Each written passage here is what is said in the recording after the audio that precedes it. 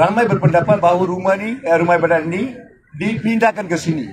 Kebetulannya tidak dipindahkan. Rumah ibadat ni memang ada di tempat yang asal daripada awal. Pada tahun 2006, apabila Dewan Bandaraya Kuala Lumpur nak melebarkan jalan, mereka minta rumah ibadat ni robohkan sebahagian, iaitu apabila masa itu sebahagian itu adalah tempat masa dan tinggal suami yang jaga kuil ni.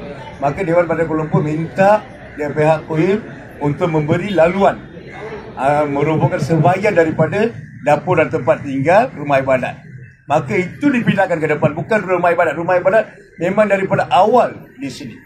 Dan pada ketika itu, rumah ibadat ni dibawa tanah Dewan Bandaraya Kuala Lumpur pada 2006.